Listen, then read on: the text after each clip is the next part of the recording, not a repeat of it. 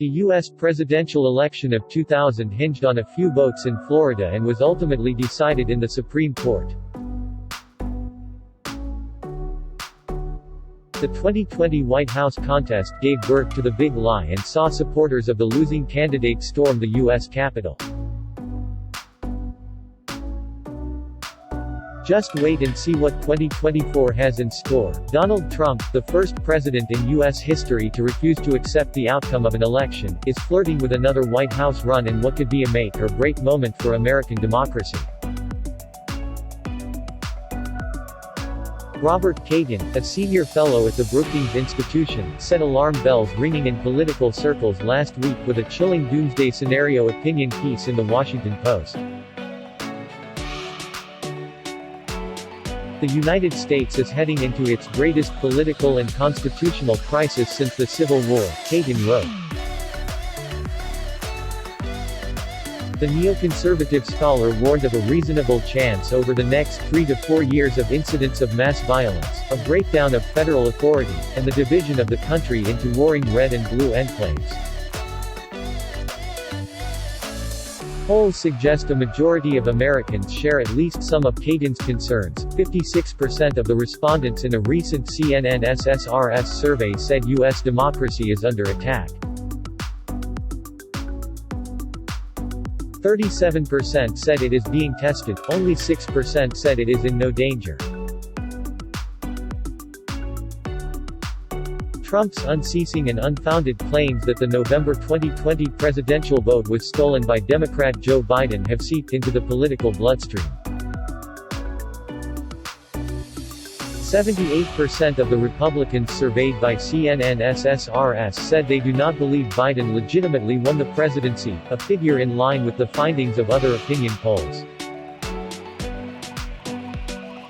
It's a new phenomenon in American elections, said Edward Foley, a constitutional law professor at The Ohio State University. There have been fights over hanging chads, like Bush versus Gore in 2000, and there have been recounts for as long as there have been elections in America, Foley said. But the big lie is a new thing, it's disconnected from reality and it's kind of a social pathology. Richard Hasen, a law and political science professor at the University of California, Irvine, said in a recent research paper that the United States finds itself in a moment of democratic peril, facing an unprecedented danger of election subversion. The United States faces a serious risk that the 2024 presidential election, and other future U.S. elections, will not be conducted fairly, and that the candidates taking office will not reflect the free choices made by eligible voters under previously announced election rules, Hasen wrote. In his opinion piece, Kagan said the 75-year-old Trump and his Republican allies are laying the groundwork to ensure a 2024 victory by whatever means necessary. Trump, who retains an iron grip on the Republican faithful and is all but certain to be the party's presidential nominee if he does decide to run, appears to be setting the stage for the big lie too. 0, said Foley, the strategy involves restrictions such as voter identification laws passed by the legislatures of some Republican-led states which Democrats claim are intended to suppress the minority vote and Republicans say are designed to protect the integrity of the ballot. It also includes replacing Republican state election officials such as Brad Raffensperger, the Georgia Secretary of State who refused to do Trump's bidding in 2020 and fined 11,780 votes, with candidates who are diehard supporters.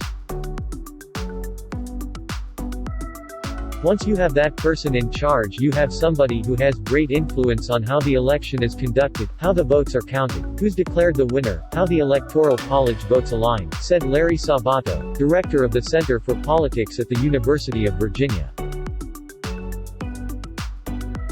While it would spark Democratic outrage, Republican-controlled state legislatures could potentially ignore the popular vote in their states if it goes against Trump and appoint their own electors to the Electoral College, the final arbiter of who wins the presidential race, Sabato said.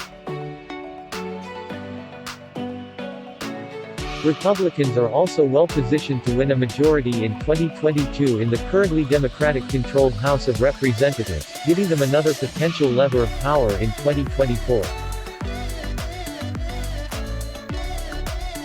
As ugly as last January 6 was with bloodshed and insurrection, the outcome was never in doubt, Foley said, as then Vice President Mike Pence ultimately refused to go along with Trump's demands that he reject the Electoral College slates from several states they lost to Biden. But if members of Congress on January 6, 2025 are predisposed to the big lie approach, and are willing to repudiate election results just for the sake of pure political power, that would be the ultimate perversion of democracy, Foley said.